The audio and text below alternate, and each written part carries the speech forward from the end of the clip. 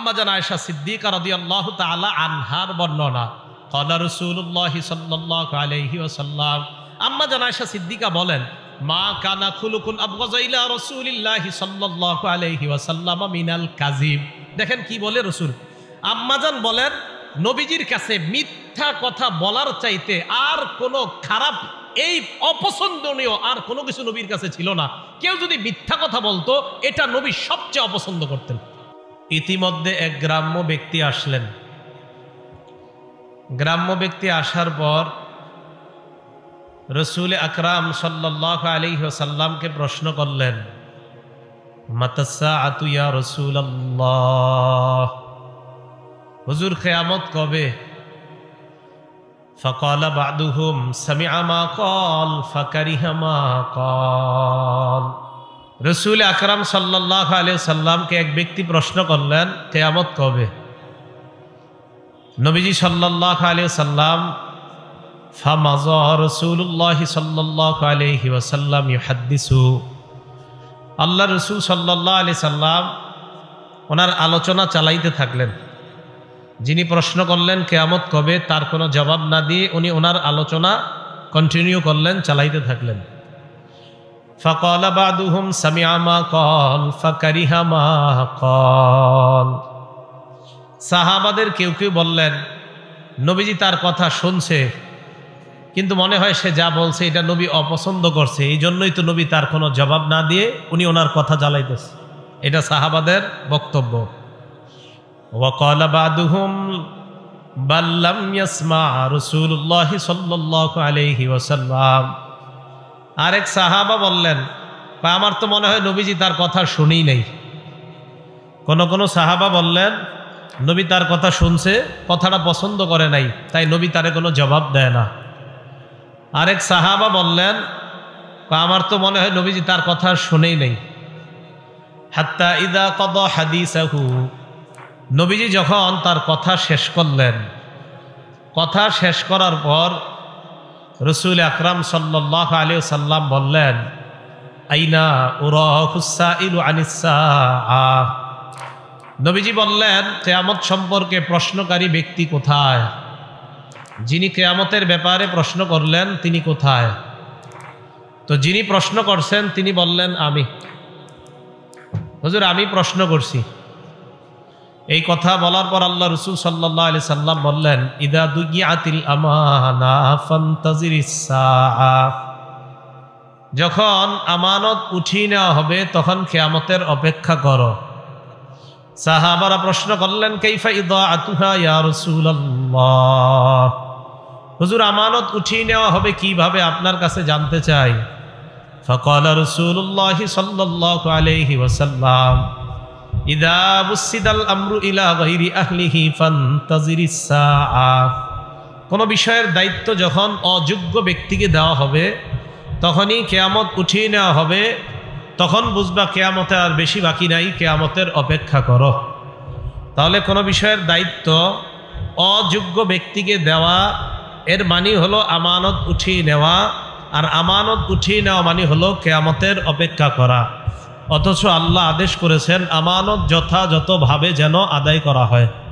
আল্লাহ আমাদের সকলকে আমানত যারা পাওনা, এই পাওনাদারদের হকগুলো আমরা যথাযথভাবে যেন আদায় করতে পারি, আল্লাহ তৌফিক দান করেন।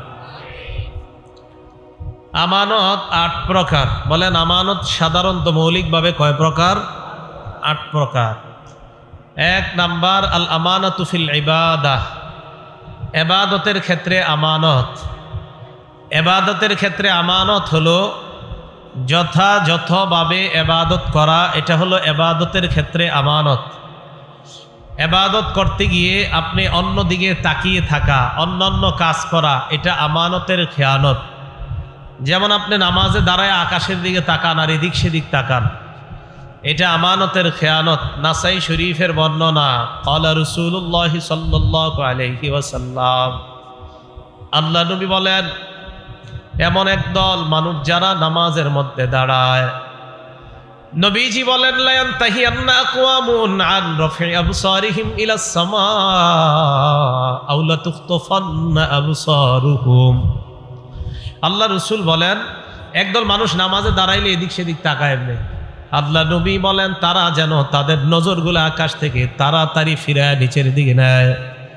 নামাজের মধ্যে এদিক সেদিক যারা তাকায়, নবী কয় তাড়াতাড়ি চোখগুলা যেন সেখান থেকে ফিরায়। আও লা তুখতাফান্না আবসারুহুম, অন্যথায় তাদের চোখগুলা উঠিয়ে নেওয়া হবে, চোখ নিয়ে যেতে পারে আল্লাহ তাআলা যদি এইভাবে চোখ খালি এদিক সেদিক করে। তাহলে নামাজের মধ্যে যথাযথভাবে নামাজ না পড়া এটা আমানতের খেয়ানত।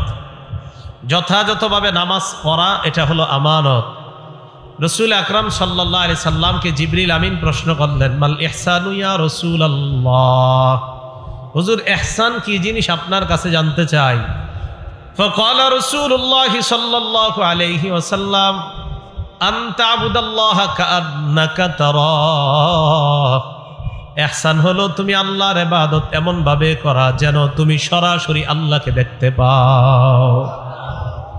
فإن لم تكن تراه فإنه يراك, যদিও তুমি আল্লাহকে দেখতে না পাও আল্লাহ তোমাকে দেখতে পায়। তুমি আল্লাহর ইবাদত এমন ভাবে করা যেন আল্লাহকে তুমি দেখতে পাও। যদিও তুমি আল্লাহকে দেখতে না পাও, এটা নিশ্চিত আল্লাহ তোমাকে দেখতে পায়। তাহলে ইবাদত এটা যথাযথভাবে করা। সহিহ বুখারীর বর্ণনা 5760 নম্বর হাদিসের বর্ণনা, বাইনামান নবী সাল্লাল্লাহু আলাইহি ওয়াসাল্লাম ইউসাল্লি, আল্লাহ নবী মসজিদে নামাজের জন্য দাঁড়াইলেন। হঠাৎ আল্লাহ নবী সামনের দিকে তাকাইলেন, তাকিয়ে দেখলেন ফারাআ ফি কিবলাতিল মসজিদি নুখামা, আল্লাহ নবী তাকায় দেখলেন মসজিদের সামনের দেয়ালে নাকের ময়লা দেখা যায়, নাকের শ্লেষা দেখা যায়, নাকের ময়লা। ফাহাক্কাহা বিয়াদিহি, আল্লাহ নবী নিজ হাত মুবারক দ্বারা ওই নাকের ময়লা পরিষ্কার করলেন।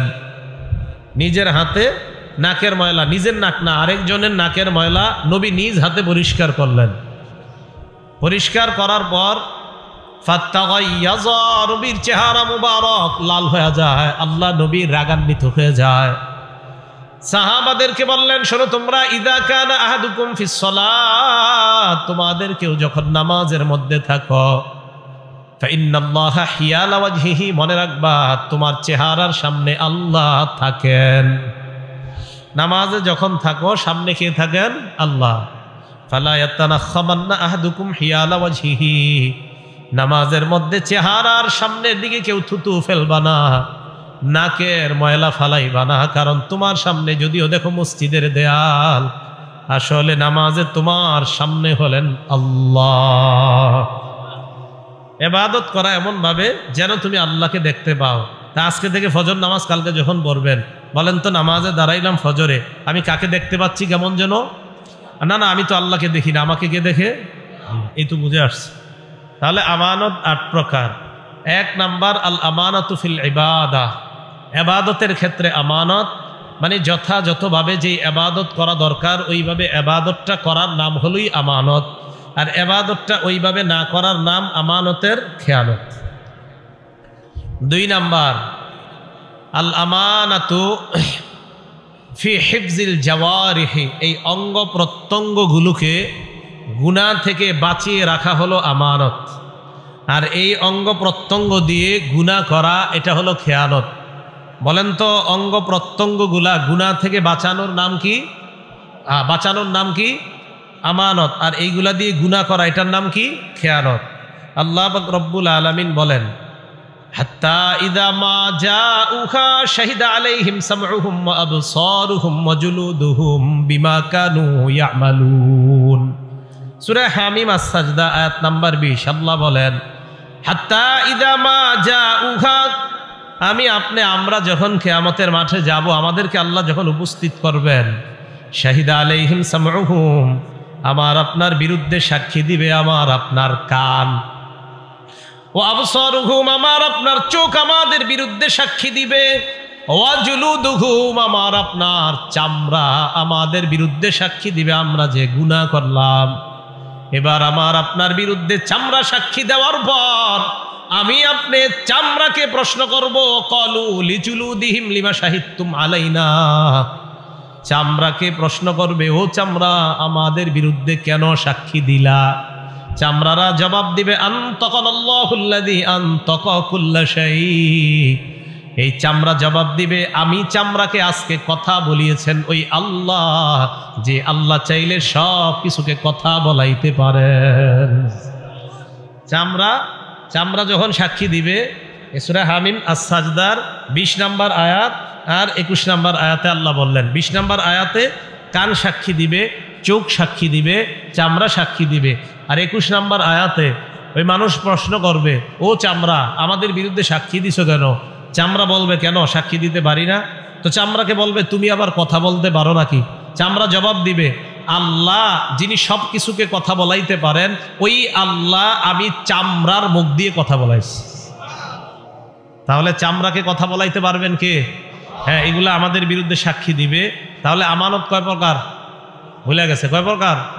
2 নাম্বার, অঙ্গ প্রত্যঙ্গগুলা গুনাহ থেকে হেফাজত করা। সূরা ইয়াসিন কম বেশি সবাই পারেন। আল্লাহ পাক রব্বুল আলামিন দেখেন কি বলেন, সূরা ইয়াসিনের 65 নাম্বার আয়াতে আল্লাহ বলেন, আল্লাহুম্মা নাখতিমু আলা আফওয়াহিহিম, আজকে আমি তাদের মুখের মধ্যে মোহর মেরে দিব।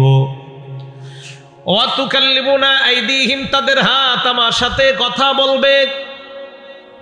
ওয়া তাশহাদু আরজুলুহুম বিমা কানু ইয়াকসিবুন, পা সাক্ষী দিবে আল্লাহ, হাত যা যা বলছে আমি পা হাতের পক্ষে সাক্ষী দিয়ে দিলাম।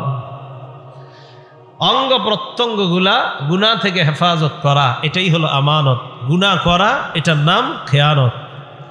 এটা গেল অঙ্গ প্রত্যঙ্গ হেফাজত করার কথা।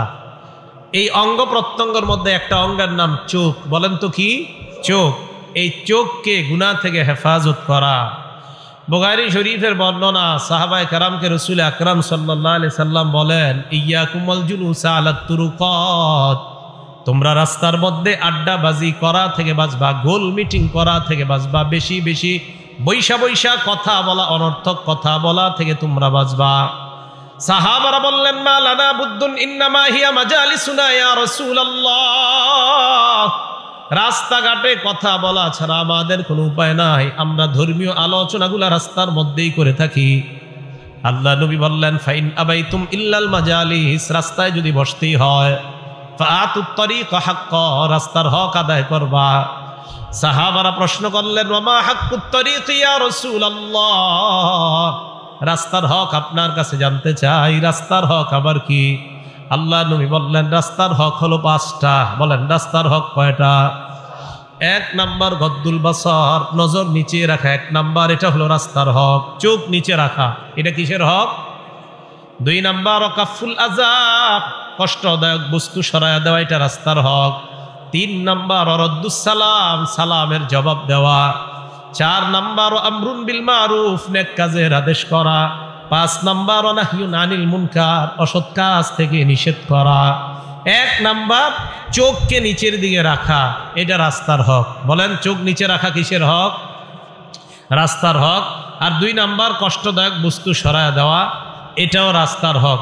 দেখেন, আপনি রাস্তা দিয়ে হাঁটতেছেন, কষ্টদায়ক একটা ইট দেখলেন, চক্কা ইট পুরা রয়েছে, একটা কাটা, একটা সুই, একটা কলার সিল্কা পরে আছে, এটা আপনি সরায়া নিলেন এই নিয়তে, আমার কোনো মুসলমান ভাইয়ের পায়ের মধ্যে এই ইটের টুকরাটা লাগতে পারে, আমার কোনো মুসলমান ভাইয়ের পায়ে এই কাটা বিদ্ধ হতে পারে, আমার কোনো মুসলমান ভাইয়ের পায়ে এই সুইটা লাগতে পারে, এই নিয়ত কইরা আপনি ওই রাস্তা থেকে কষ্টদায়ক বস্তু সরায়া দিলেন। সহিহ বুখারীর 52 নম্বর হাদিসের বর্ণনা, রাসূল আকরাম সাল্লাল্লাহু আলাইহি সাল্লাম বলেন, বাইনামা রাজুলুন ইয়ামশি বিতরিকিন ওয়াজাদা গুসনা শাওকিন আলা তরিক, আমার কোনো উম্মত রাস্তা দিয়ে হাঁটতেছে, হাঁটার সময় রাস্তায় কষ্টদায়ক একটা বস্তু পাইছে, কাটা, হাদিসে আসছে কাটা, ওয়াজাদা গুসনা শাওকিন আলা তরিক, একটা কাটা ডাল, গাছের ডাল, এই ডালের মধ্যে কাটাযুক্ত ডাল এরকম একটা পাইছে। পাটার পর, ওইটা পাওয়ার পর ওই কাটাযুক্ত ডালটাকে সরায়া দিছে। এর দ্বারা উদ্দেশ্য কষ্টদায়ক যত বস্তু সরায়া দেওয়া। আল্লাহ রসুল বলেন, কেউ যদি এই কাজটা করে, শাকারাল্লাহু লাহ, ওই মুহূর্তে আল্লাহ তার উপর সন্তুষ্ট হয়ে যায়। ওয়া গফারা লাহ, তার আগের সব গুনাহগুলো আল্লাহ মাফ করে দেয়। বলেন, রাস্তার হক কয়টা? 1 নাম্বার কি? হেফাজত করা, নজর। বলেন, আমানত কয় প্রকার? হ্যাঁ, 1 নাম্বার ইবাদতের ক্ষেত্রে আমানত, 2 নাম্বার অঙ্গ প্রত্যঙ্গগুলা হেফাজত করা, এটাও আমানত। অঙ্গের মধ্যে একটা অঙ্গের নাম জবান, আর একটা হাত। এই দুইটা অঙ্গকে কোনো মুসলমানকে কষ্ট দেওয়া থেকে বিরত রাখা। ক্বালা রাসূলুল্লাহ সাল্লাল্লাহু আলাইহি ওয়াসাল্লাম আল মুসলিমু মান সালিমাল মুসলিমুনা মিন লিসানিহি ওয়া ইয়াদি। নবীজি বলেন, প্রকৃত মুসলমান ওই ব্যক্তি যেই ব্যক্তির হাত এবং জবান থেকে, এই হাত এবং জবান থেকে অন্য মুসলমান নিরাপদ, মানে হাতের কষ্ট দেওয়া এবং জবানের কষ্ট দেওয়া, এই দুই জিনিসের কষ্ট দেওয়া থেকে অন্য মুসলমান যদি নিরাপদ হয়ে যায়, আল্লাহ নবী বলেন আমি তোমাকে দুনিয়ার প্রকৃত মুসলমান বলে ঘোষণা করলাম।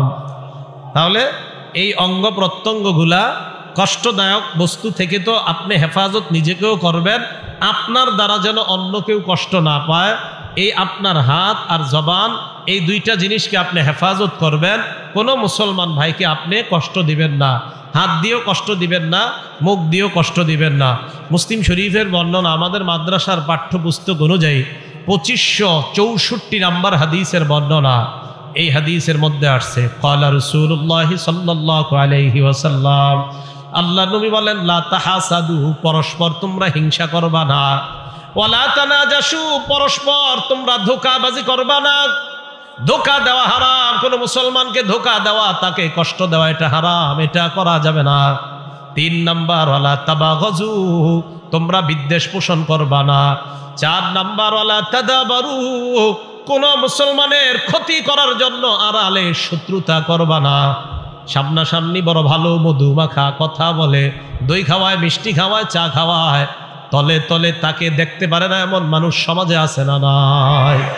এটা করা যাবে না। আর ওয়ালা ইয়াবি বাদুকুম আলা বাই'i বাদিন, এক ভাই ক্রয় বিক্রয় করতেছে, তুমি ওই ভাইয়ের ক্রয় বিক্রয়ের উপর তুমি ক্রয় বিক্রয় করবা না। আমি আর উনি লেনদেন করতেছি, ভাই এটা দিবেন? উনি বললেন হ্যাঁ দিব। কত টাকা? তো উনি বললেন 100 টাকা। আমি বললাম 90 টাকা দিবেন। উনি রাজি হয়ে গেছে, উনি 90 টাকা আমাকে দিবে এই জিনিসটা। তো দেওয়ার সময় আরেকজন পাশ দিয়ে কয়, ভাই আমি এটা 120 টাকা দিব। কয় টাকা? 120 টাকা দিব। এন উনি আমার কয় কি, ভাই আপনি এক কাজ করেন, একটু বাজারটা ঘুরে আসেন, পরে দিই। আমার আর ওনার কিন্তু চুক্তি হয়ে গেছিল।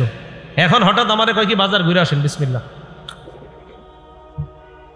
আল্লাহুম্মা লাকাল হামদু ওয়া লাকাশ শুকরু।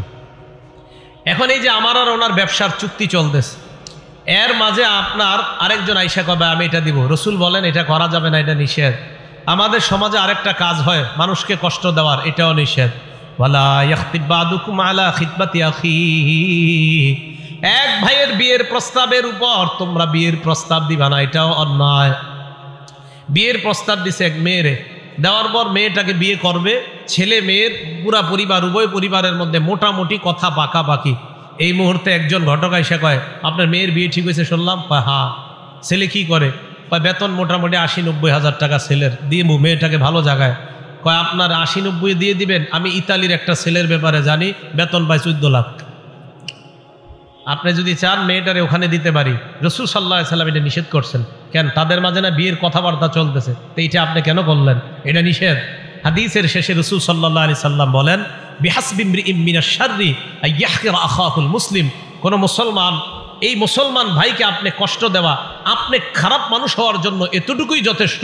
একটা মুসলমান ভাইকে আপনি তুচ্ছ তাচ্ছিল্য করা, কোন মুসলমানকে সামান্য কোনো বিষয়ে তুচ্ছ করা, এতটুকুই খারাপ হওয়ার জন্য আপনি যথেষ্ট। তো কোনো মুসলমানকে এই জাতীয় কর্মের মাধ্যমেও কষ্ট দেওয়া যাবে না। তো এই কর্মগুলা হয়তো মুখ দিয়ে হবে, না হয় হাত দিয়ে হবে, না হয় আপনার পক্ষ থেকে কোনোভাবে হবে। তো এই অঙ্গ প্রত্যঙ্গগুলা হেফাজত করার নাম হলো আমানত, আর অঙ্গ প্রত্যঙ্গগুলা গুনাহের কাজে ব্যয় করার নাম হলো খেয়ানত। আমানত 8 প্রকার। 2 নাম্বার, অঙ্গ প্রত্যঙ্গগুলা গুনাহের কাজে খরচ করার নাম খেয়ানত। 3 নাম্বার, আল আমানাতু ফিল ওয়াদাই, কেউ কিছু রাখলে, আপনার কাছে আমানত রাখলে, এই গচ্ছিত মাল এটা যথাযথভাবে আপনার কাছে রাইখা এটা পৌঁছিয়ে দেওয়ার নাম হলো আমানত। সহিহ বুখারীর 33 নম্বর হাদিস, ক্বালা রাসূলুল্লাহ সাল্লাল্লাহু আলাইহি ওয়াসাল্লাম, আল্লাহ নবী বলেন আয়াতুল মুনাফিকি সালাস, নবীজি বলেন মুনাফিকের আলামত হলো 3টা। বলেন জোরে, কয়টা? মুনাফিকের আলামত কয়টা? 1 নাম্বার, ইজা হাদ্দাসা কাযাবা, মুনাফিক কথা বললে মিথ্যা কথা বলে। 2 নাম্বার, ওয়া ইজা ওয়াদা আখলাফা, মুনাফিক ওয়াদা করলে খেলাফ করে। 3 নাম্বার, ওয়া ইজা তুমিনা খানা, মুনাফিকের কাছে আমানত রাখলে আমানতের খেয়ানত করে। মুনাফিকের আলামত তিনটা: কথা বললে মিথ্যা কথা বলে, ওয়াদা করলে খেলাফ করে, 3 নাম্বার তার কাছে আমানত রাখলে এই আমানতের খেয়ানত করে। আবু দাউদ শরীফের 3535 মানে 3535 নাম্বার হাদিসের বর্ণনা। ক্বালা রাসূলুল্লাহ সাল্লাল্লাহু আলাইহি ওয়াসাল্লাম, আল্লাহ নবী বলেন, আদ্দিল আমানাতা ইলা মানি ইত্তামানাকা, তোমার কাছে যে ব্যক্তি আমানত রেখেছে তার আমানতটা তুমি যথাযথভাবে আদায় করে দাও। ওয়ালা তাকুন মান খানাকা, তোমার সাথে যদি কেউ খেয়ানত করে তুমি তার সাথে খেয়ানত করবা না। বুঝেন? আপনি বললেন হ্যাঁ ও আমার সাথে খেয়ানত করছে, আমি ওরে দেখায় দিব। নবীজি বলে না, তোমার সাথে যদি কেউ খেয়ানত করে তুমি তার সাথে খেয়ানত করবা না, কারণ তুমি তো মুসলমান, সে মুনাফিক হোক, তুমি তো মুসলমান। তুমি খেয়ানত করে মুনাফিকের পরিচয় তোমার মধ্যে নিবা না, যে খেয়ানত করেছে এটা তার ব্যাপার। নবীজি বললেন তোমার সাথে যদি কেউ খেয়ানত করে তুমি তার সাথে খেয়ানত করবা না, বরং তোমার কাছে যদি কেউ আমানত রাখে এই আমানত তুমি যথাযথভাবে পৌঁছিয়ে দাও। আল্লাহ আমাদের সকলকে এই জাতীয় আমানতগুলা রক্ষা করার তৌফিক দান করেন। এই আমানতের খেয়ানত কেউ করেন না। সম্ভবত বোনের পুরোপুরি অংশ দেন সবাই? বোনের অংশ, হ্যাঁ, আপনার আব্বা যে মারা গেছে আপনার বোনের অংশ পায় না, এই দেননি পুরোপুরি। যদি না দেন তাতে আপনার কাছে রয়ে গেছে, আপনি 5 ওয়াক্ত নামাজ পড়ার কপাল কালো বানায় ফেলছেন, তাই না? হ্যাঁ, এই তো আপনি হজ করছেন 38 বার, আর আপনার বোনের হক আপনি দিচ্ছেন না কেন? এতদিন পাইলা টাইলা বড় করলেন, বিয়ে শাদী দিয়ে দিচ্ছেন, আর হক কেন দিবেন? এইগুলা বলে। আর বোনেরাও এমন আজীব, কয় এই হক নিয়ে যাওয়ার পরে ভাইয়ের বাসায় আর আসবো কিভাবে, মানে এইগুলা চিন্তা চেতনা এদের মাঝে, মানে এমন কেন হবে, মানে এটা তো উনি পাও না, সে পাও না। আপনাদের ভাই বোনের সম্পর্ক তো থাকবে, এটা যে যাত্রা পাওনা দিয়ে দেওয়া। এই আমানত আপনার যাদের কাছে আছে, আপনাদের কাছে, আপনারা অনেক হজ করছেন, হ্যাঁ, জাহান্নামে যাওয়ার জন্য আপনি নিশ্চিত প্রস্তুত থাকেন যদি কারো হক মেরে থাকেন। হক কিন্তু আদায় করেন তাড়াতাড়ি, না হয় বিপদে পড়বেন। আমি সত্যি বলছি, বিপদে পড়বেন। আল্লাহ আমাদের সকলকে এই আমানতগুলা যারা পাওনাদার তাদেরকে পাওনা বুঝিয়ে দিয়ে আল্লাহ যেন মৃত্যুর আগে এই পাওনাগুলা বুঝিয়ে দেওয়ার তৌফিক দান করেন। এটা গচ্ছিত সম্পদ। 4 নাম্বার আল আমানাতু ফিল আমাল, যারা শ্রমিক আছেন, আপনারা যে কাজ করেন এই কাজ আপনার কাছে আমানত। আপনি আপনার মালিকের সাথে বেঈমানি করা আমানতের খেয়ানত। যারা শ্রমিক আছেন, এই শ্রমিক যে কাজ করেন এই শ্রম দেওয়া আমানত। আপনার মালিকের সাথে আপনি ওয়াদাবদ্ধ হয়েছেন 5 ঘন্টা কাজ করবেন, আপনি ইচ্ছাকৃতভাবে আধা ঘন্টা কম কাজ করা, এটা আমানতের খেয়ানত। এটা ওনাকে জানাইতে হবে, যদি না জানান আপনি আমানতের খেয়ানত করলেন। কথা কি বুঝে আসছে? এটা 4 নাম্বার আল আমানাতু ফিল আমাল, শ্রম দেওয়া। এই শ্রম দেওয়ার ক্ষেত্রে যদি কেউ অন্যায়ভাবে উল্টাপাল্টা করে এটা আমানতের খেয়ানত। সকালবেলা আপনার অফিস 10টা থেকে, আপনি জানেন ঢাকা শহর জ্যামের কথা, এরপরেও আপনি রওনা করছেন 9:30টায়, অফিস 10টায়, রওনা করছেন 9:30টায়। ঢাকা শহর 9:30টায় রওনা করা মানে আধা ঘন্টা রাস্তা, সামনে যাইলে আধা ঘন্টা গেলে আপনার অফিস। তবে 9:30টায় রওনা করা মানে 11টার আগে বুঝতে না পারা। এখন আপনার বস আপনারে ফোন দিছে, কই আছো তুমি? এখন আপনি বললেন স্যার এই তো মানে কই, আসলে আপনি আছেন এখনো বনুশ্রী, আপনি বলতেছেন মোয়াখালী ক্রস করছি। মিথ্যা কথা। এই যে আপনি এটা, হ্যাঁ এটা আপনি শ্রম, আপনি তো ওনার কাছে এই যে কি এই সময় তো আপনার কাছে উনি পাও না, আপনি কেন মিথ্যা কথা বলবেন? এটা আমানতের খেয়ানত। আমি হক কথা এটা বলতে হবে। আপনি এটা সত্যি আপনি অন্যায় করছেন, আপনি কেন দেরি করে রওনা করছেন? আর আপনি এত দূরে বাসা নিছেন কেন? আপনি যেই বাসা থেকে আপনার যাইতে মিথ্যা কথা বলা লাগে 14টা, আপনার কাছে বাসা নিতে পারেন না? শ্রম দেওয়ার ক্ষেত্রে এই জাতীয় কাজ করা এটা আমানতের খেয়ানত। এ গেল 4 নাম্বার। 5 নাম্বার আল আমানাতু ফিল বাই'i ওয়াশ শিরা, ক্রয় বিক্রয়ের ক্ষেত্রে আমানত। ক্রেতা বিক্রেতার সাথে সত্য কথা বলা এটা আমানত। বিক্রেতা ক্রেতাকে কোনোভাবে ধোঁকাবাজি করার চেষ্টা না করা এটা হলো আমানত। ক্রয় বিক্রয় করার ক্ষেত্রে আমানতদারি। আপেল কিনলেন আপনি একজনের কাছ থেকে, আপেল যিনি বিক্রি করলেন 1 কেজি আপেল দেওয়ার সময়, এবার আপেলটা যখন দিবে দেওয়ার সময় আস্তে একটা আপেল নিচে রেখা দিয়ে আপনাকে একটা কম দিয়া দেয়। আপনি তো দেখছেন এই জায়গায় 1 কেজি উঠছে, আস্তে এই পাশ থেকে একটা রেখা দিচ্ছে, তাহলে আপনি 1 কেজি হইল না একটা কম হইল? খেয়ানত করছেন। আপনার ছেলেকে হাফেজ বানাইতেছেন এই টাকা দিয়া, হ্যাঁ? ও আপেল দোকানদার ভাই, ছেলেরা হাফেজ বানাইতেছেন, কবরে যাওয়ার জন্য তৈরি হন, আর এটা হাফেজ হবেও না। আপনি কি করতেছেন? এটা আমানতের খেয়ানত। এই ক্রয় বিক্রয়ের ক্ষেত্রে এই জাতীয় করা 5 নাম্বার। 6 নাম্বার আল আমানাতু ফি হিফজিল আসরার, কথা গোপন করা এটাও আমানত। আপনারে একজন একটা কথা বলছে, বলছে এটা কাউরে বইল না, আপনি বইলা দিছেন, এটা আমানতের খেয়ানত করছেন। এরকম এক জাতীয় ঘটনা ঘটে গেছে নবীজির জামানায়। আল্লাহ পাক রব্বুল আলামিন সূরা তাহরিমের 3 নম্বর আয়াতে আল্লাহ বলেন, ওয়াইদ আসাররান নাবিয়্যু ইলা বাদি আজওয়াজিহি হাদিসা। স্মরণ করুন ওই সময়কে যখন মুহাম্মদ সাল্লাল্লাহু আলাইহি সাল্লাম তার কোনো এক বিবির কাছে কিছু কথা বলছে গোপনে। কথা বলার পরে বলছে, তুমি এই কথাটা কাউরে বইল না। উনি কি করছে? বইলা দিস। আল্লাহ নবী যখন তার বিবিকে বললেন, কি ব্যাপার, তুমি কেন কথাটা বললা? আমি না তোমাকে বললাম এই কথাটা কাউকে বলবা না। আল্লাহ বলেন, ফালাম্মা নাব্বাআত বিহি ওয়া আযহারাহুল্লাহু আলাইহি। আল্লাহ নবীর বিবিকে আল্লাহ নবী বলছিলেন কথাটা কাউকে বলবা না। উনি কি করছেন? নাব্বাআত বিহি, বইলা দিছে আরেকজনকে। ওয়া আযহারাহুল্লাহু আলাইহি, আল্লাহ পাক রব্বুল আলামিন নবীর কাছে ব্যাপারটা প্রকাশ করে দিছে। আপনি আপনার বিবিরে বলছেন না বলতে, আপনার বিবি বইলা দিস।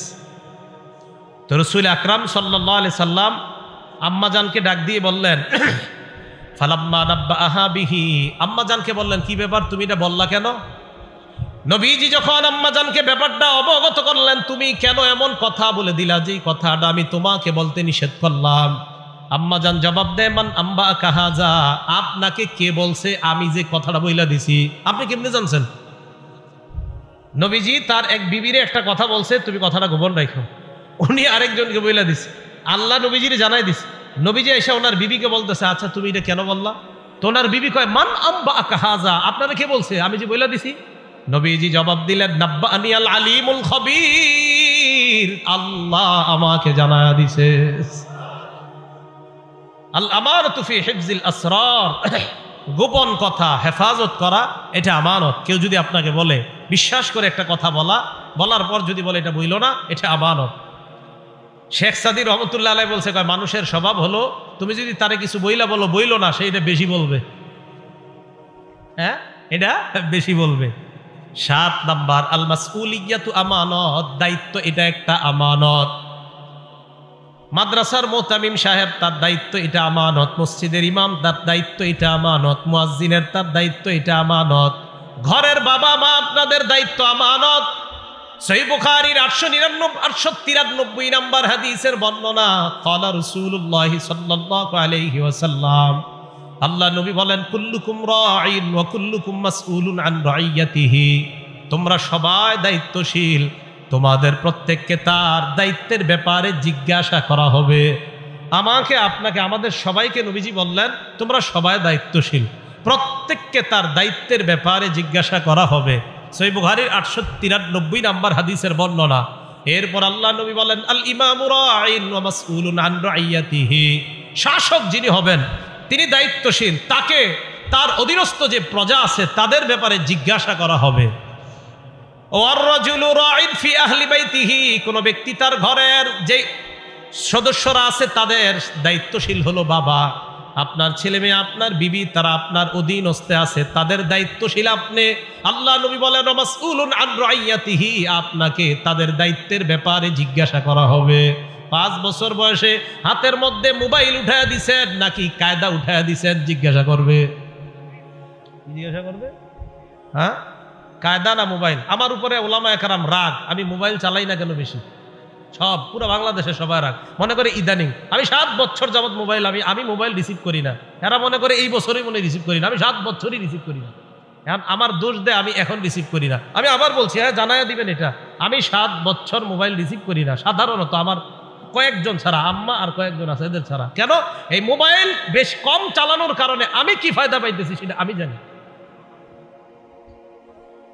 পরিবারের পুরা আদেশ, আমার ঘরের নিয়ম, বাস বাচ্চাদের সামনে তো মোবাইল প্রশ্নই আসে না। আমার ছেলের সামনে আপনি মোবাইল নেবেন, আছার মেরে ভেঙে ফেলবে মোবাইল।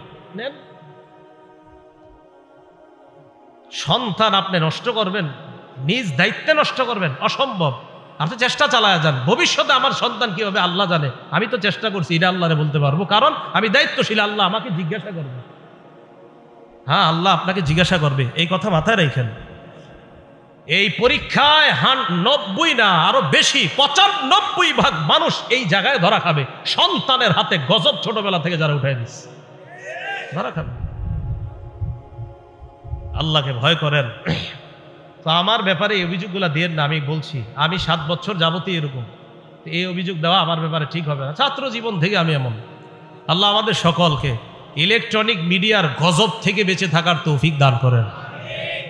রসুল আকরাম সাল্লাল্লাহু আলাইহি সাল্লাম বললেন, আল মারআতু রাইয়াতুন ফি বাইতি যাওজিহা, স্বামীর ঘরের মধ্যে তার স্ত্রী দায়িত্বশীল, স্বামীর ঘরের মধ্যে তার সম্পদ, তার সন্তান, তারা সঠিকভাবে স্ত্রী তাদেরকে সঠিকভাবে লালন পালন করছে কিনা এই ব্যাপারে স্ত্রী দায়িত্বশীল। ওয়া মাসউলাতুন আন রাইয়াতিহা, স্ত্রীকে এই দায়িত্বের ব্যাপারে জিজ্ঞাসা করা হবে। স্ত্রীকে জিজ্ঞাসা করা হবে স্বামীর মাল সঠিকভাবে হেফাজত করছে কিনা, স্বামীর সন্তান সঠিকভাবে হেফাজত করছে কিনা, এই ব্যাপারে জিজ্ঞাসা করা হবে।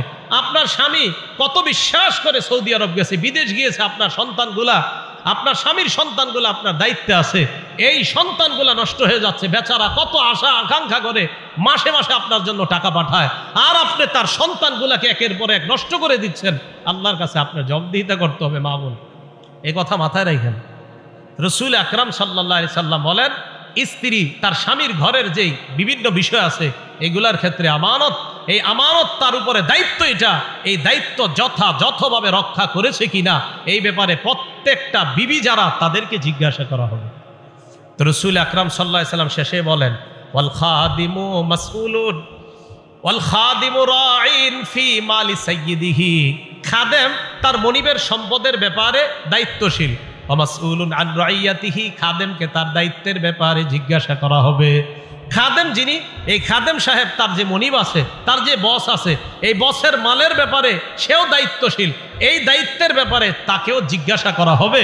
আপনি একজনের প্রাইভেট কার চালান, তার এই প্রাইভেট কার চালানোর কারণে আপনাকে মাসে 20,000 টাকা বেতন দেয়, আপনি তার এই প্রাইভেট কারের তেল বিভিন্ন জায়গায় গিয়ে বিক্রি করে দৈনন্দিন 150-200 টাকা কামান, আল্লাহর কসমের জবাবদিহিতা করার জন্য আপনি প্রস্তুত হয়ে যান, কোনো সন্দেহ নাই।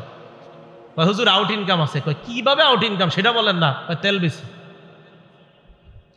তা আপনি 20,000 টাকা আপনার হয় না, তা আপনি চাকরি করেন কেন? আপনি তো 20,000 টাকায় চাকরি নিছেন কেন? আপনার হয় দেখেই তো নিছেন। তা আপনার যদি না হয় আপনি এটা করেন না, কিন্তু আপনি যে তেল মারছেন এটা তো আপনি হারাম কাজ করছেন। হ্যাঁ, আপনি আপনার এই বসের গাড়ি আর তার এই তেল এটা আপনার কাছে আমানত, এই আমানতের খেয়ানত করছেন কিনা এই ব্যাপারে সহিহ বুখারী হলেন 893 নম্বর হাদিস, আপনাকে জিজ্ঞাসা করা হবে। কথা কি বুঝে আসছে সবার? এই হলো 7 নাম্বার। এটা হলো আল মাসউলিয়াতু আমানাতুন, দায়িত্ব, প্রত্যেকটা দায়িত্ব এটা হলো আমানত। আল্লাহ আমাদের সকলকে যার যার দায়িত্বগুলা যথাযথভাবে আদায় করার তৌফিক দান করেন। বাবা যারা আছেন, মা যারা আছেন, আপনাদেরকে কঠোর কথা বলে ফেলছি, ছোটবেলা থেকে দায়িত্বগুলো আদায় করেন। বাচ্চাটার সামনে মোবাইল দিয়েন না, এদের সামনে থেকে মোবাইল দূরে রাখেন, এদের সামনে বই দেন, কায়দা দেন, আমপারা দেন, এর প্লাস্টিকের বই দিয়ে খেলাধুলা করতে দেন, বইয়ের উপর সন্তানকে খেলাধুলা করান, সমস্যা নাই, প্রয়োজনে 50, 60, 100টা প্লাস্টিকের বল কিনে দেন, খেলাধুলা করান। মোবাইল নামক গজবই বাচ্চার হাতে তুলে দিয়েন না। গেমস, ট্যাব দেয়, আইপ্যাড দেয় বাচ্চারে খেলার জন্য। আল্লাহ আমাদেরকে বুঝার তৌফিক দান করেন। কয় প্রকার হইল আমানত? 7। 8 নাম্বারটা মন দিয়ে শোনেন, আল আমানাতু ফিল কালাম, কথা বলা আমানত। বলেন, কথা বলা কি? কথার আমানত আবার কি? কথার আমানত মন দিয়ে শোনেন, বিসমিল্লাহ। কথার আমানত হলো সত্য কথা বলা আমানত, মিথ্যা কথা বলা খেয়ানত। বলেন তো, সত্য কথা বলা, মিথ্যা কথা বলা খেয়ানত। এবার মন দিয়ে শোনেন। এই ব্যাপারে 6টা উদাহরণ পেশ করি আপনাদের সামনে। উদাহরণ নাম্বার 1, সহিহ বুখারীর 6094 নাম্বার হাদিসের বর্ণনা, 6094, 6094 নাম্বার হাদিসের বর্ণনা। ক্বালা রাসূলুল্লাহ সাল্লাল্লাহু আলাইহি ওয়াসাল্লাম, আল্লাহ নবী বলেন, আলাইকুম বিসসিদকি ফাইন্নাস সিদকা ইয়াহদি ইলাল বীর। নবীজি বলেন, তোমরা সত্যবাদিতা আবশ্যক করে নাও, সত্য কথা বলা এটা তোমরা আবশ্যক করে নাও। ফাইন্নাস সিদকা ইয়াহদি ইলাল বীর, সত্য পুণ্যের রাস্তা দেখায়। বলেন আমার সাথে, সত্য কিসের রাস্তা দেখায়? ওয়া ইন্নাল বিররা ইয়াহদি ইলাল জান্নাহ, পুণ্য জান্নাতের রাস্তা দেখায় দেয়। বলেন সবাই, সত্য কিসের রাস্তা দেখায়? পুণ্যের। পুণ্য কিসের রাস্তা দেখায়? জান্নাতের। আবার সত্য কিসের রাস্তা দেখায়? পুণ্যের। পুণ্য কিসের রাস্তা দেখায়? জান্নাতের। ওয়াইয়াকুমাল কাযিব, আল্লাহ নবী বলেন মিথ্যা থেকে তোমরা বেঁচে থাকবা। ফাইন্নাল কাযিবা ইয়াহদি ইলাল ফুজুর, মিথ্যা মানুষকে পাপাচারের দিকে নিয়ে যায়। ওয়া ইন্নাল ফুজুরা ইয়াহদি ইলান নার, পাপাচার মানুষকে জাহান্নামের দিকে নিয়ে যায়। তাহলে সত্য মানুষকে পুণ্যের দিকে নিয়ে যায়, সত্য মানুষকে পুণ্যের রাস্তা দেখায়, পুণ্য মানুষকে জান্নাতের রাস্তা দেখায়। মিথ্যা মানুষকে পাপাচারের রাস্তা দেখায়, পাপাচার মানুষকে জাহান্নামের রাস্তা দেখায়। আল্লাহ নবী বলেন ইন্নার রাজুলা লা ইয়াসদুকু, একজন মানুষ সত্য কথা বলে, উঠতে সত্য কথা, বসতে সত্য কথা। হাদিসের বর্ণনা ওয়া তাহাররাস সিদক, সব সময় লোকটা সত্য কথা বলে, যত বিপদের মধ্যে পড়ে লোকটা সত্য কথা বলে। নবীজি বলেন হাত্তা ইউক্তাবা ইনদাল্লাহি সিদ্দিকা, আবু বকরের নাম যেমন সিদ্দিক। একটা মানুষ যদি সদা সর্বদা সত্য কথা বলে, ওই ব্যক্তির নাম আল্লাহর খাতায় সিদ্দিক বলে লিপিবদ্ধ হয়ে যায়। সিদ্দিক বলেন তো সবাই কি হয়? তাহলে যারা বেশি বেশি সত্য কথা বলে আল্লাহর খাতায়, বলেন তাদের নাম কি হয়ে যায়? ভাই আমরা সবাই সিদ্দিক হব তো ইনশাআল্লাহ। আল্লাহ আমাকে আপনাদের সকলকে সিদ্দিক হওয়ার তৌফিক দান করেন। এরপরে দেখেন কি বলে, ওয়া ইন্নাল রাজুলা লা ইয়াকযিবু, একজন মানুষ খালি মিথ্যা কথা বলে, ফোনেও মিথ্যা কথা বলে, সরাসরিও মিথ্যা কথা বলে। আর ফোনে মিথ্যা কথা বেশি বলে, ফোনে মিথ্যা কথা বেশি। ওই যে বললাম যে এই মিথ্যাটা বেশি বলে। কই আছেন? কয় বনশ্রী। আসলে আসে অন্য জায়গায়। আর বাংলাদেশে এমন এক অবস্থা, মানে জ্যামে যে মানুষের এমন মিথ্যাবাদী বানায়, জ্যামের কারণে মিথ্যা কথা। কই আছেন? তো অমুক জায়গায় আছে, আসলে কিন্তু অমুক জায়গায় নাই। এই যে আপনি ভাই মিথ্যা কথাটা কেন বলবেন? আপনি বলেন, এটা বললেন না, এই মিথ্যা কথা বললেন না। তো নবীজি বলেন ইন্নার রাজুলা লা ইয়াকযিবু, একজন মানুষ খালি মিথ্যা কথা বলে। ওয়া ইয়াতাহাররাল কাযিবা, মিথ্যা বলতে বলতে এমন হয়ে যায় হাত্তা ইউক্তাবা ইনদাল্লাহি কাযযাবা। মুসাইলামাতুল কাযযাব, যে নিজের নবুয়ত দাবি করছে, তার নাম যেমন কাযযাব। এই জামানায় কোনো মানুষ মিথ্যা বলতে বলতে বলতে বলতে আল্লাহর খাতায় তার নাম কাযযাব লিপিবদ্ধ হয়ে যায়। বলেন নাউযুবিল্লাহ। মিথ্যা নবুয়ত দাবিদারের নাম যেমন কাযযাব, এই যুগে বারবার যে মিথ্যা বলে, বারবার যে মিথ্যা বলে, তার নাম কাযযাব লিপিবদ্ধ হয়ে যায়। আল্লাহ আমাদেরকে কাযযাব থেকে বাঁচায়া সিদ্দিকের অন্তর্ভুক্ত হওয়ার তৌফিক দান করেন। উদাহরণ নাম্বার 2, তিরমিজি শরীফের 1973 নম্বর হাদিসের বর্ণনা। এই হাদিসের মধ্যে আসছে আম্মা জান আয়েশা সিদ্দিকা রাদিয়াল্লাহু তাআলা আনহার বর্ণনা। ক্বালা রাসূলুল্লাহি সাল্লাল্লাহু আলাইহি ওয়াসাল্লাম, আম্মা জান আয়েশা সিদ্দিকা বলেন মা কানা খুলুকুন আবগাযা ইলা রাসূলিল্লাহি সাল্লাল্লাহু আলাইহি ওয়াসাল্লাম মিনাল কাযিব। দেখেন কি বলে রাসূল। আম্মা জান বলেন নবীজির কাছে মিথ্যা কথা বলার চাইতে আর কোনো খারাপ, এই অপছন্দনীয় আর কোনো কিছু নবীর কাছে ছিল না। কেউ যদি মিথ্যা কথা বলতো, এটা নবী সবচেয়ে অপছন্দ করতেন। আম্মাজান আয়েশা বলেন মিথ্যা বলার এই দুশ্চরিত্র যদি কারো মধ্যে থাকতো, মিথ্যা বলার এই খারাপ অভ্যাস যদি কারো মধ্যে থাকতো, এটা নবী সবচেয়ে অপছন্দ করতেন। হাদিসটা পুরোটা শোনেন, কত বড় ভয়ানক কথা। তো কোনো ব্যক্তি যদি নবীর সামনে মিথ্যা কথা বলতো আর ধরা খাইতো যে লোকটা মিথ্যা কথা বলছে, তো দেখেন কি হয়। ইন্নার রাজুলা লা ইয়াকযিবু ইনদান নবী সাল্লাল্লাহু আলাইহি ওয়াসাল্লাম বিল কাযিবা, এক ব্যক্তি নবীজির সামনে মিথ্যা কথা বলছে। মিথ্যা বলার পর ফামা ইয়াজালু ফি নাফসিহি, আল্লাহ নবীর মনের মধ্যে সারাক্ষণ এটা থাকতো, আরে লোকটা আমার সাথে মিথ্যা বললো কেন? ফামা ইয়াজালু ফি নাফসিহি, আচ্ছা লোকটা মিথ্যা বললো কেন? খানা খাবে, আচ্ছা লোকটা মিথ্যা বললো কেন? নবীজি নামাজে যাবে, পেরেশান, আর কি হয়েছে আপনার? আরে উনি মিথ্যা বললো কেন আমার সাথে? রাসূল ধর্মীয় কোনো কাজ করবে, আরে আপনি পেরেশান কেন? আরে ও মিথ্যা বললো কেন আমার সাথে? মিথ্যা সইতেই পারতেন না রাসূল। সারাক্ষণ মন খারাপ। আপনার মনটা খারাপ কেন ইয়া রাসূলুল্লাহ? উনি আমার সাথে মিথ্যা বললো কেন? আমি আর কিভাবে বুঝাবো আপনাদেরকে? তো রাসূল সাল্লাল্লাহু আলাইহি সাল্লাম বলেন, আম্মাজান বলেন ফামা ইয়াজালু ফি নাফসিহি, এই কথাই খালি রাখতো সারাক্ষণ, আচ্ছা উনি মিথ্যা বললো কেন আমার সাথে? হাত্তা ইয়ালামা আন্নাহু ক্বাদ আহদাসা মিনহা তাওবা, যদি আল্লাহ নবী জানতেন ওই লোকটা তওবা করছে, এই তওবা করার ব্যাপারে জানার আগ পর্যন্ত আল্লাহ নবীর পেরেশানি কাটতো না। ওই লোক তওবা করার পর পেরেশানি কাটতো। একটা লোক মিথ্যা বলছে, মনে করেন 3 দিন তওবা করে না, এখনো নবী জানতে পারছে যে এখনো তওবা করে না, বাস পেরেশান পেরেশান পেরেশান। কি যে লোকটা মিথ্যা কথা কেন বললো? ভাই মিথ্যা কথা বলবো আমরা? না, মিথ্যা বলবো না, কারণ আমার নবী মিথ্যা বলা সবচেয়ে অপছন্দ করতেন। আল্লাহ আমাদের সকলকে এই মুখের এই খেয়ানত থেকে বেঁচে থাকার তৌফিক দান করেন। উদাহরণ নাম্বার 3, আবু দাউদ শরীফের 4991 নাম্বার হাদিস। এটা আমাদের মাঝে অনেকে করে থাকি আমরা, এটা ঠিক না।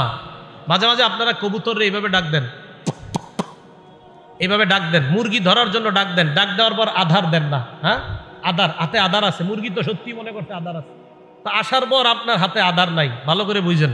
আপনি এইভাবে বলছেন, আসার পর দেখে আধার নাই, মুরগি এইভাবে আসছে, আইসা দেখছেন আধার নাই, মুরগিরে ডাক দিচ্ছেন কেন আপনি? হ্যাঁ, এই যে আধার দিলেন না। এরপরে কবুতর এইভাবে ডাক দিয়ে আধার দেন না। নবীজির জামানায় এক ঘটনা ঘটে গেছে, মন দিয়ে শোনেন। আব্দুল্লাহ ইবনে আমের রাদিয়াল্লাহু তাআলা আনহুর বর্ণনা, তিনি বলেন রাসূল সাল্লাল্লাহু আলাইহি সাল্লাম আমাদের বাসায় ছিলেন, নবীজি আমাদের বাসায় ছিলেন। দাতনি উম্মি ওয়া রাসূলুল্লাহি সাল্লাল্লাহু আলাইহি ওয়াসাল্লাম ফি বাইতিনা, আমার আম্মা আমাকে ডাকলেন এমন অবস্থায় আল্লাহ নবী আমাদের বাসায় ছিলেন।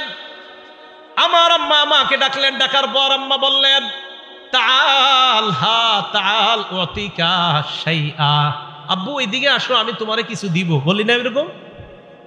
আব্দুল্লাহ ইবনে আমের বলেন আমার আম্মা আমাকে ডাকছে, ডাকার পর বললেন বাবা এদিকে আসো তোমারে কিছু দিব। আল্লাহ নবী বললেন মা আরাদতি আন তুতিহি, এই তুমি কি সত্যি সত্যি কিছু দিতে ডাকছো তোমার ছেলেরে? ওই মহিলার নবী পাল্টা বললেন জি ইয়া রাসূলুল্লাহ উতিহি তামারা, আমার ছেলেরে আমি খেজুর দিমু। আল্লাহ নবী বলেন লাউ আন্নাকি লাম তুতিহি, তুমি যদি তোমার ছেলের ডাকার পর যদি খেজুর না দিতা, তুমি যদি তোমার সন্তান ডাকার পর এই যে এইভাবে বললা এদিকে আসো কিছু দিমু, আমরা বাংলাদেশিরা বলি আসো মজা দিমু, আসার পর মজা দেন না, বেতের বাড়ি শুরু। আল্লাহ নবী বলেন তুমি যদি এইভাবে ডাকার পর তোমার সন্তানকে কিছু না দিতা, তাহলে তোমার ব্যাপারে কুতিবাত ইনদাল্লাহি কাযিবা, আল্লাহর কাছে তোমার নামে একটা মিথ্যা কথা লেখা হয়ে যেত। কি হয়ে যেত? এইভাবে কখনো ভেবে দেখেন নাই? বলেন তো এই মিথ্যা কথাটা হয়নি আমাদের দ্বারা? আসো মজা দিমু, দেন না, মানে এইগুলা বললেন না। যদি মজা থাকে তো সত্যি দিয়েন, যদি না থাকে বললেন না। রাসূল সাল্লাল্লাহু আলাইহি সাল্লাম বললেন তুমি যদি মিথ্যা কথা বলতে, তোমার সন্তানকে ডাকার পর যদি কিছু না দিতা, তো তোমার নামে একটা মিথ্যা কথা লেখা হয়ে যেত। উদাহরণ নাম্বার 4, এটাও ভালো করে বুঝেন। এই এলাকায় একজন পীর সাহেব আসছে, আল্লাহওয়ালা, মনে করেন আজকে আমাদের কুমিল্লার মাওলানা আনিসুর রহমান আশরাফি সাহেব আসছে, অনেক বড় ভালো মানুষ, খুব আল্লাহওয়ালা মানুষ। এনে ওনার সামনে আপনারা ফল ফ্রুট দিছেন অথবা খানা দিছেন, তো ওনার সামনে দুইজন দাঁড়ায় রয়েছে। এখন উনি একজনকে বললেন ভাই বসেন, খাইতে বসেন। এখন আপনি বললেন কি হুজুর খিদা নাই, আসলে খিদা আছে পেটে, আসলে কি আছে, কিন্তু আপনি বলছেন খিদা নাই, মিথ্যা কথা। দলিল? হ্যাঁ দলিল তো আছে, দলিল ছাড়া তো কথা হবেই না। এই যে আপনি এইভাবে ডাকলো, ডাকার পরে যে আপনি বললেন না, তো এটা আপনি মিথ্যা কথা বলছেন। ইবনে মাজাহ 3298 নাম্বার হাদিসের বর্ণনা, আসমা বিনতে ইয়াজিদ রাদিয়াল্লাহু তাআলা আনহার বর্ণনা, তিনি বলেন আমরা আল্লাহ রসুলের সাথে এক জায়গায় গেলাম। হ্যাঁ এই ঘটনাগুলো কিন্তু ঘটে যায়, এই ঘটনা ঘটে যায়। আমি সাধারণত কারো সামনে এরকম বসতাম না ছাত্র জামানায়, কিন্তু কখনো বৈশা গেলে যদি বলতেন খা, আমি নগদ খাওয়ার শুরু যদি খিদা থাকে, আর যদি আমার খিদা না থাকে বাস আমি খাইতাম না, কিন্তু খিদা থাকলে খাইতাম। কেন? আমি তো তিরমিজি শরীফে হাদিস পড়ছি। তো রসুল আকরাম সাল্লাল্লাহু আলাইহি সাল্লামের সামনে উতিয়া রাসূলুল্লাহি সাল্লাল্লাহু আলাইহি সাল্লাম বিতআম। হ্যাঁ আমাদের যারা আছি আমরা সবাই রসুল সাল্লাল্লাহু আলাইহি সাল্লামের কিছু সুন্নাহ খুব গুরুত্ব দেই, যে এইগুলোও যে নবীজির সুন্নাহ এটা কেউ গুরুত্ব দেয় না। রসুল সাল্লাল্লাহু আলাইহি সাল্লামের সামনে খাবার দেওয়া হলো, দস্তরখান ভর্তি খাবার দেওয়া হলো। খাবার দেওয়ার পর আল্লাহ নবীর সামনে যখন খাবার রাখা হয়, আশেপাশে যারা লজ্জায় চিন্তা করতেছে বমু কি বমু না, মানে বসমু কিনা নবীর সাথে। মেহমান কিন্তু সবাই, মাসালা হলো মেহমান যেহেতু সবাই, তো সবাই ঋতু দিছে। আল্লাহ নবী বললেন কি ব্যাপার? এদের মধ্যে কয়েকজন বলল লা নাশতাহি ইয়া রাসূলুল্লাহ, হুজুর খিদা নাই, খামু না, খিদা নাই। আল্লাহ নবী বললেন আসলে খিদা নাই। শোনো তোমরা, লা তাজমাআন্না জুআন ওয়া কাযিবা, এই এক পেটের মধ্যে মিথ্যা আর ক্ষুধা একত্রিত করবা না। খিদা রাইখা বইল না খিদা নাই, তাহলে ক্ষুধায়ও কষ্ট পাইলা আর মিথ্যাও জমা করলা। এক পেটের মধ্যে ক্ষুধা আর মিথ্যা একত্রিত করবা না। হ্যাঁ এই হাদিসগুলো খুব বেশি বেশি বলা দরকার। আমরা অনেক সময় অনেক ভাবসাব নিয়ে বসে থাকি, 2-4 জন মেহমান আমার সাথে যায়, যাওয়ার পরেও বসে থাকি এমন, আরে দাওয়াতই দিয়ে দিছে 10 জনকে, তা আপনারা 9 জন কেন আমার সামনে লজ্জা পাবেন? 10 জনকে দাওয়াত দিছে, আমি সহ আরো 10 জন, তো 9 জন লজ্জা পাইতেছে, এর সামনে কিভাবে খাবো? তা আপনাদেরকে দাওয়াত দিছে কেন? ইসলামের মতো বুঝার চেষ্টা করবেন। আপনি নিজের মতো ইসলাম বুঝলে হবে না। আপনি বাস একজন সামনে খুব বড় মানুষ এমনি খাবেন না তো ক্ষুধায় কষ্ট পাবেন নাকি? আল্লাহ রসুলের চাইতে আবার বড় কে দুনিয়াতে? রসুল সাল্লাল্লাহু আলাইহি সাল্লাম বললেন, লা তাজমাআন্না জুআন ওয়া কাযিবা, ক্ষুধার মিথ্যা এক পেটে একত্রিত করবা না। খিদা রাইখা কেন বলো খিদা নাই? হাদিস থেকে কি বোঝা যায়? খিদা থাকলে কেউ যদি আপনারা মেহমানদারি করে আর যদি বলেন না খিদা নাই, একটা হলো না খামু না, আপনার খিদা আছে না এটা না খামু না, আরেকটা হলো আপনি বললেন খিদা নাই, থাকলেও যদি বলেন নাই, এটা মিথ্যা কথা। কি বুঝে আসছে সবার? এটা খেয়ানত, এটা মুখের খেয়ানত। উদাহরণ নাম্বার 5, তিরমিজি শরীফের 2314 নাম্বার হাদিস, 2314 নাম্বার হাদিস। ক্বালা রাসূলুল্লাহ সাল্লাল্লাহু আলাইহি ওয়াসাল্লাম, আল্লাহ রসুল বলেন ইন্নার রাজুলা লা ইয়াতাকাল্লামু বিল কালিমা, নবীজি বলেন মানুষ মাঝে মাঝে এমন কথা বলে লা ইয়ারা বিহা বাসা, যে কথাটা বলার পর মনে করে এটা কোনো ব্যাপার না। একটা কথা বলছে মনে করে এটা কোনো ব্যাপার না, এটা বলছি তো কি হয়েছে? নবীজি বলেন লা ইয়ারা বিহা বাসা, তুমি মনে করো এটা ব্যাপার না, তোমার জানাও না ইয়াহউই বিহা ৭০ খারিফান ফিন্নার, এই একটা মিথ্যার কারণে তোমার ৭০ বছরের জাহান্নাম হতে পারে। মানে এমনি মিথ্যা কথা বলছে আর কি, চা খাইতেছে বলতে বলতে বলে আরে তোরে এটা কথার কথা বললাম, আল্লাহ রসুল বলেন এই যে কথার কথা বললা, আর এটা যদি তোমার মিথ্যা কথা হয়ে থাকে, হতে পারে এই মিথ্যা কথা ৭০ বছর তোমাকে জাহান্নামে জ্বালাবে। সহিহ বুখারীর বর্ণনা আসছে এই একটা মিথ্যা কথা দুনিয়ার পূর্ব পশ্চিম যত বড় জাহান্নামের গভীরে শিখ এই পরিমাণ তুমি যেতে পারো শুধু একটা আজাইরা মিথ্যা কথার কারণে। বলেন আমাদের দ্বারা এগুলো হয় কিনা? 4-5 জন বন্ধু একসাথে বসলে আরে এটা কথার কথা বললাম না, কথার কথা আর এরকম বললেন না। এই জন্য তো নবীজি নিষেধ করছেন, নাহা রাসূলুল্লাহ আন কিলা ওয়া কল, আল্লাহ রসুল বলছে আমার উম্মতকে নিষেধ, এই উম্মত তোমাদেরকে নিষেধ, আন কিলা ওয়া কল, আজাইরা কথাবার্তা বেশি বইলো না, এটা রসুল নিষেধ করছেন। আন কিল ওয়া কল, রসুল সাল্লাল্লাহু আলাইহি সাল্লাম নিষেধ করেছেন আন কিলা ওয়া কলা, অনর্থক কথাবার্তা বলতে নিষেধ করেছেন। মা বোনরা মন দিয়ে কথাগুলো শোনেন, স্কুলে যখন আপনারা বাচ্চাদেরকে দেন, দেওয়ার পর 4-5 জন মহিলা একসাথে বসার পর যদি ধর্মীয় কথা বলেন তো ভালো কথা, কিন্তু অনর্থক কথাগুলা যদি বলেন তো মনে রাখবেন মা আল্লাহ রসুল নিষেধ করেছেন, নাহা রাসূলুল্লাহ আন কিলা ওয়া কল, রসুল অনর্থক কথাবার্তা বলতে নিষেধ করেছেন। তাহলে অনর্থক মজলিসে আমরা বসবো না, অনর্থক কথাবার্তা বলবো না, শুনবো না। কথা কি বুঝে আসছে? একজন আপনাদের এলাকায় আসছে, আসার পর 4 জন বসছেন সামনে, একজন জিজ্ঞাসা করতেছে আপনার ছেলে মেয়ে কয়জন? তো বলছে 2 জন। মনে করেন আমারই জিজ্ঞাসা করলেন ছেলে মেয়ে কয়জন? আমি বললাম আমার মেয়ে আছে একটা, ছেলে আছে একটা। বাকি 4 জন কিন্তু শুনছে। শোনার পরেও আবার আরেকজন কয় ছেলে মেয়ে কয়জন আপনার? এটা অনর্থক কথা, আপনারা শুনছেন? হ্যাঁ এটা অনর্থক কথা। কেমন জানি লাগতেছে না? আমার প্রত্যেক কথার পিছনে দলিল আছে, কাল আল্লাহ বা কাল রাসূলুল্লাহ সাল্লাল্লাহু আলাইহি ওয়াসাল্লাম।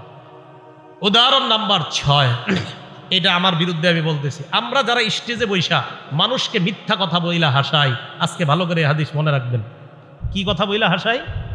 মিথ্যা কথা। আর আপনারাও সারাদিন আলোচনা করেন, জানোস আজকে এমন একজনের দাওয়াত দেওয়া হয়েছে, হ্যাঁ আধা ঘন্টা খালি হাসাইব, বাস পরে আপনারা সবাই মিছিল দিয়ে আসেন যে আজকে আধা ঘন্টা হাসবো, আধা ঘন্টা কানবো, আর 1 ঘন্টা ওয়াজ শুনবো। এই যে আধা ঘন্টা মিথ্যা কথা বইলা ঠইলা হাসাবে। একটা কথা হলো রসুল সাল্লাল্লাহু আলাইহি সাল্লামের কিছু হাদিস আছে, হাসির হাদিস। আমার একটা আলোচনায় আছে রসুল সাল্লাল্লাহু আলাইহি সাল্লামের হাসি, এই জায়গায় আমি প্রায় 19টা হাদিস আনছি যে জায়গায় রসুল হাসছে। রসুল সাল্লাল্লাহু আলাইহি সাল্লাম যেখানে হাসছে হাসবেন, শুধু রসুল না আল্লাহও হাসছে, এই হাদিসও আনছি আমি। কে হাসছে? হ্যাঁ আপনি ওই হাদিস বইলে হাসান জনগণদের, কিন্তু আন্দাজি অনর্থক মিথ্যা কথা বলে যদি হাসান তো দেখেন নবীজি কি বলে। তিরমিজি শরীফের 2315 নাম্বার হাদিসের বর্ণনা, 2315 নাম্বার হাদিস। ক্বালা রাসূলুল্লাহ সাল্লাল্লাহু আলাইহি ওয়াসাল্লাম, আল্লাহ নবী বলেন ওয়াইলুল লিল্লাযী ইউহাদ্দিসু বিল হাদিস লিইউদহিকা বিহিল কওম, ওই ব্যক্তি ধ্বংস হোক, ওই বক্তা ধ্বংস হোক যেই ব্যক্তি মানুষের সামনে কথা বলে, ফায়াকযিবু, কথা বলতে বলতে মিথ্যা বলে মানুষকে হাসানোর জন্য। বলেন তো আমাদের সমাজে মানুষকে হাসায় মিথ্যা কথা বলে এমন মানুষ আছে না নাই? আপনারা তো অভিযোগ দেন, কয় অমুক কৌতুক অভিনেতা মিথ্যা কথা বইলা আমাদেরকে হাসায়। আরে মিয়া কৌতুক অভিনেতাকে কি বলবেন আপনারা, আমাকেই বলেন। এই আমার মতো মানুষ এই মঞ্চে বৈশা আমিও মিথ্যা কথা, মানে আমার মতো কেউ কেউ মঞ্চে বৈশা মিথ্যা কথা বইলা আপনাদেরকে হাসায়। আল্লাহ নবী বলেন কোন মুসলমান অন্য মুসলমানকে যদি মিথ্যা কথা বইলা হাসায়, ওয়াইলুল লিল্লাযী, সে ধ্বংস, ওয়াইলুল লাহু, সে ধ্বংস, ওয়াইলুল লাহু, সে ধ্বংস। কি বলছে? বলেন কি বলছে? ধ্বংস। এই জন্য আলোচক করে কখনো আপনারা এইগুলা বললেন না কি হুজুর আপনি কিন্তু 2 ঘন্টা সময় দিত আমাদেরকে, তো উনি কি করবে? উনি চিন্তা করে আধা ঘন্টা এই মিছা কথাগুলা কইয়া হাসামু, এরপরে চিন্তা করে আর আধা ঘন্টা এক কাজ করতে হবে। কি কাজ? ওই মিছা কথাগুলা বলে জনগণ কানবো, বাস কান্দইব। পরে মাঝখানে 1 ঘন্টা ওনার ওই যেগুলা এগুলা উনি বলবে। আপনাদের দোষ আছে, আয়োজকদেরও দোষ আছে। নিয়ত করবেন কোরআন সুন্নাহর কথা শুনবো, এখান থেকে হেদায়েতের বাণী শুনবো, অন্যের কাছে প্রচার করব। 4 নিয়তে মাহফিলে আসবেন। 5ম নাম্বার আরেকটা আছে, 1 নাম্বার নিয়ত পরিশুদ্ধ করা। এই হলো প্রথম নিয়ত। এই নিয়ত করে মাহফিলে আসবেন, আলোচকও এই নিয়ত করে ওয়াজ করবে। 2 নাম্বার মাহফিলে আসবেন একমাত্র আল্লাহকে খুশি করার জন্য, আলোচকও আলোচনা করবে একমাত্র আল্লাহকে খুশি করার জন্য। 3 নাম্বার মাহফিলে আসবেন আল্লাহর কাছে প্রতিদান পাওয়ার আশায়, আলোচকও আলোচনা করবে আল্লাহর কাছ থেকে প্রতিদান পাওয়ার আশায়। 4 নাম্বার মাহফিলে আসবেন কোনো মানুষকে দেখানোর জন্য না, যে আমি তো সেখানে গেছি, যাওয়ার পর এই জানলাম, আয় তোকেও এটা জানাই, আমি তো আল্লাহর ওলি হয়ে গেছি, এই নিয়তে না। আলোচকও আলোচনা করবে এই নিয়তে না, যে আজকে আমি আলোচনা করার পর কালকে 14 জন আমারে নিয়ে আলোচনা করবে, এই নিয়তে আলোচকও আলোচনা করবে না। এই 4 নিয়তে আলোচক মাহফিলে আসবে, শ্রোতারাও মাহফিলে আসবে। 5ম আরেকটা নিয়ত, মাহফিলের পরিবেশ সুন্নাহ মোতাবেক হতে হবে, সেটা আলোচকের মধ্যেও থাকতে হবে, শ্রোতাদের মধ্যে থাকতে হবে। কি কথা বুঝে আসছে? হ্যাঁ, এগুলা সবগুলা কোরআন সুন্নাহ দ্বারা প্রমাণিত। তাহলে 8 নাম্বার আল আমানাতু ফিল কালাম, কথার আমানত হলো সত্য কথা বলা, কথার খেয়ানত হলো মিথ্যা কথা বলা। ভালো করে মনে রাখবেন, এই মুখ দিয়া সবচাইতে বড় খেয়ানত আল্লাহর নামে মিথ্যা কথা বলা। বলেন সবাই, কার নামে মিথ্যা কথা বলা? আল্লাহর নামে। কারণ আল্লাহ সবচেয়ে সত্যবাদী, আল্লাহর নামে মিথ্যা কথা বলা যাবে না। আল্লাহ বলেন ফামান আযলামু মিম্মান কাযাবা আলাল্লাহ, যে ব্যক্তি আল্লাহর নামে মিথ্যা কথা বলে তার চেয়ে বড় জালেম আর কোন ব্যক্তি হতে পারে? তাহলে আল্লাহর নামে মিথ্যা কথা বলা এটা সবচাইতে বড় জুলুম। 2 নাম্বার, রাসূল আকরাম সাল্লাল্লাহু আলাইহি সাল্লামের নামে মিথ্যা কথা বলা যাবে না। 2 নাম্বার, নবীজির নামে মিথ্যা কথা বলা যাবে না। সহিহ বুখারীর 109 নাম্বার হাদিসের বর্ণনা, ক্বালা রাসূলুল্লাহ সাল্লাল্লাহু আলাইহি ওয়াসাল্লাম, আল্লাহ নবী বলেন মাইয়াকুল আলাইয়া মা লাম আকুল, আমি যা বলি নাই আমার নাম নিয়ে যদি কেউ বলে ফেলে, আমি যা বলি নাই আমার নাম নিয়ে যদি কেউ বলে যে এটা রাসূল বলছে, ফাল্যাতাবাওয়া মাকআদাহু মিনান নার, সে যেন তার ঠিকানা জাহান্নামে বানায়। কোথায় বানায়? সবাই বলেন কোথায় বানায়? আমি যা বলি নাই যদি কেউ আমার নামে তা বলে, সে যেন তার ঠিকানা জাহান্নামে বানায়। ভাই মনে কষ্ট নিয়েন না, প্রায় মসজিদের মধ্যে এই কথাটা শোনা যায়। আমি একদিন এক মসজিদে শুনছি, ছোট্ট একটা মজলিসে একজন দাঁড়ায়া বলতেছে যে মসজিদে যখন কেউ কথা বলে তখন ফেরেশতা বলে ইয়া ওয়ালি ইয়াল্লাহ উসকুত, ও আল্লাহর ওলি তুমি চুপ হও। ফেরেশতা নাকি এই কথা কয়, এটা নাকি নবীজি বলছে। যাই হোক, এরপরেও যদি চুপ না হয়, দ্বিতীয়বার নাকি ফেরেশতা কয় ইয়া আব্দুল্লাহ উসকুত, ও আল্লাহর বান্দা তুমি চুপ করো। তৃতীয়বার যদি চুপ না হয়, ফেরেশতা নাকি তখন বলে ইয়া আদুওয়াল্লাহ উসকুত, ও আল্লাহর দুশমন তুই চুপ হ। এটা নাকি ফেরেশতারা বলে, আর এই কথা নাকি নবীজি বলছে। এটা কোন কিতাবে নবী বলছে আমার একটু বলেন তো আপনারা। আমি তো বহুত তালাশ করলাম, করতে করতে মানে আমি পুরো একদম পাগল হয়ে গেছি, পাইলাম না। না, এটা রাসূলের কথা না, আজকে থেকে কেউ বললেন না এটা নবীর কথা। শুনছেন নি মসজিদে এই কথা? না না, এগুলা বললেন না। আমি একদিন আসর বইরা তাসবিহ পড়তেছি, হঠাৎ আমার কানে এটা আসছে। এটা নবীজির কথা না, নবীজি এটা বলে নাই। মসজিদ সম্পর্কে কথা না বলার ব্যাপারে অনেক কথা আছে। মসজিদের কাজ হলো 3টা, মুসলিম শরীফের হাদিসে আসছে ইন্নামাল মাসাজিদু লিযিকরি, মসজিদের 1 নাম্বার কাজ জিকির করা, 2 নাম্বার সালাত নামাজ পড়া, 3 নাম্বার কাজ কিরাআতুল কোরআন, কোরআন তেলাওয়াত করা। মসজিদের কাজ হবে এই 3টা। আল মুস্তাদরাক লিল হাকিম, সনদ সহিহ, এই হাদিসের মধ্যে আসছে রাসূল আকরাম সাল্লাল্লাহু আলাইহি সাল্লাম বলেন মসজিদের মধ্যে একদল লোক ইয়াতাহাল্লাকুনা, হালকা বানায়া তারা দুনিয়াবি কথা বলবে। তো এই হাদিস এরই সহিহ হাদিস। এইগুলা না বইলা এমন কথা বলে যেটা আমার নবী বলে নাই। তো রাসূল বলেন আমি যা বলি নাই আমার নাম নিয়ে যদি কেউ ওইগুলা বলে, সে যেন তার ঠিকানা জাহান্নামে বানায় না। রাসূল নামে মিথ্যা কথা বললেন না। সহিহ বুখারী 110 নাম্বার হাদিস, ক্বালা রাসূলুল্লাহ সাল্লাল্লাহু আলাইহি ওয়াসাল্লাম, আল্লাহ নবী বলেন মান কাযাবা আলাইয়া মুতাআম্মিদা, কেউ যদি আমার নামে বানিয়ে মিথ্যা কথা বলে, ফাল্যাতাবাওয়া মাকআদাহু মিনান নার, সে যেন তার ঠিকানা জাহান্নামে বানায় নেয়। বুখারী শরীফের 1291 নাম্বার হাদিসের বর্ণনা, নবীজি বলেন ইন্না কাযিবান আলাইয়া লাইসা কা কাযিবিন আলা আহাদ, তোমাদের কারো নামে মিথ্যা বলা আর আমি নবীর নামে মিথ্যা বলা এক কথা না। তোমাদের নামে মিথ্যা বলাও হারাম, বাকি আমার নামে মিথ্যা বলাটা এটা ভয়ঙ্কর অপরাধ। তাহলে আমার আর ওনার নামে মিথ্যা বলা এটাও অপরাধ, কিন্তু রসুল বলেন আমার নামে মিথ্যা বলা আর তোমাদের সাধারণ কারো নামে মিথ্যা বলা এই দুই মিথ্যার মান এক না। আমার নামে মিথ্যা বলা এটা ভয়ঙ্কর অপরাধ। মুসলিম শরীফের 1 নম্বর হাদিস, একদম পৃষ্ঠা খুললেই যে হাদিসটা, এই হাদিসে রসুল বলেন লা তাকজিবু আলাইয়া, আমার নামে মিথ্যা কথা বলবা না। ফাইন্নাহু মাইয়াকজিব আলাইয়া, আমার নামে যে মিথ্যা কথা বলে ইয়ালিজিন নার, সে সোজা জাহান্নামে প্রবেশ করবে। মুসলিম শরীফের 6 নম্বর হাদিস, নবীজি বলেন ইয়াকুনু ফি আখিরিজ জামান উনাস, শের জামানায় এমন কিছু মানুষের আবির্ভাব ঘটবে ইউহাদ্দিসুনাকুম বিমা লাম তাসমাউ আনতুম ওয়ালা আবাউকুম, তারা এমন এমন হাদিস তোমাদেরকে বলবে যা তোমরাও শোনো নাই, তোমাদের বাপ দাদারাও শোনে নাই। ফাইয়াকুম ওয়া ইয়াহুম, তাদের থেকে তোমরা বেঁচে থাকবা। মুসলিম শরীফের 7 নম্বর হাদিস, রাসূল আকরাম সাল্লাল্লাহু আলাইহি সাল্লাম বলেন শের জামানায় এমন কিছু দাজ্জালের আবির্ভাব ঘটবে, দাজ্জালুনা কাজ্জাবুনা, এরা মিথ্যাবাদী দাজ্জাল হবে। ইয়াতুনাকুম মিনাল আহাদিস, তারা এমন এমন হাদিস তোমাদের সামনে পেশ করবে বিমা লাম তাসমাউ আনতুম ওয়ালা আবাউকুম, যা তোমরা শোনো নাই, তোমাদের বাপদাদারা শোনে নাই। ফাইয়াকুম ওয়া ইয়াহুম, তাদের থেকে তোমরা বেঁচে থাকবা। লা ইউদিল্লুনাকুম, তারা যেন তোমাদেরকে পথভ্রষ্ট করতে না পারে। ওয়ালা ইফতিনুনাকুম, তারা যেন তোমাদেরকে ফিতনায় না ফালাইতে পারে। ভাই, আমানত 8 প্রকার। 1 নাম্বার এবাদতে আমানত, এবাদত যথাযথভাবে করা আমানত, অন্যভাবে করা উল্টা পাল্টা এবাদত করা খেয়ানত। 2 নাম্বার আল আমানতু ফি হিফজিল জাওয়ারিহ, অঙ্গ প্রত্যঙ্গ গুনাহ থেকে হেফাজত করা আমানত, গুনাহ করা এটা হলো খেয়ানত। 3 নাম্বার আল আমানতু ফিল ওয়াদাই, গচ্ছিত মালকেও আপনার কাছে রাখা, এটা যথাযথভাবে আদায় করা আমানত, আদায় না করা খেয়ানত। 4 নাম্বার আল আমানতু ফিল আমাল, শ্রমিক শ্রম দেওয়ার সময় পরিপূর্ণভাবে শ্রম দেওয়া আমানত, অন্য কিছু করা এটা খেয়ানত। 5 নাম্বার আল আমানতু ফিল বাই'i ওয়াশ শিরা, ক্রয় বিক্রয়ের ক্ষেত্রে যথাযথভাবে বেচা এবং কিনা এটা হলো আমানত, উল্টা পাল্টা দুইয়ের পক্ষ থেকে করা এটা হলো খেয়ানত। 6 নাম্বার আল মাসউলিয়াতু আমানাতুন, প্রত্যেকে যেই দায়িত্বে আছি আমরা এই দায়িত্ব পালন করা আমানত, দায়িত্বে অবহেলা করা এটার নাম খেয়ানত। 7 নাম্বার আল আমানাতু ফি হিফজিল আসরার, কেউ আপনাকে গোপন কথা বললে এটা আপনি সংরক্ষণ করা আমানত, এটা সংরক্ষণ না করা খেয়ানত।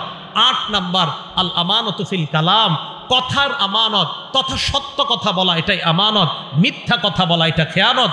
আল্লাহর নামে মিথ্যা বলা বড় খেয়ানত, রসুলের নামে মিথ্যা বলা এটাও বড় খেয়ানত। আল্লাহ আমাদের সকলকে যে কথাগুলো বললাম শুনলাম এই কথার উপর যেন সকলে আমল করে আল্লাহর দরবারে সিদ্দিক নাম লিখিয়ে যেন আমরা যেতে পারি, আল্লাহ তৌফিক দান করেন। আমিন। আখিরু দাওয়ানা আলহামদুলিল্লাহি রাব্বিল আলামিন। আমরা কেউ উঠবো না, বসেন বসেন, কেউ উঠবো না, বসি আমরা। এই ভাই, এই যে বসেন, আমরা কেউ উঠবো না, বসি, মেহেরবানি করে আমরা বসি। আল্লাহর রাস্তায় আমরা কেউ উঠবো না। এখন গুরুত্বপূর্ণ আলোচনা হবে ইনশাআল্লাহ।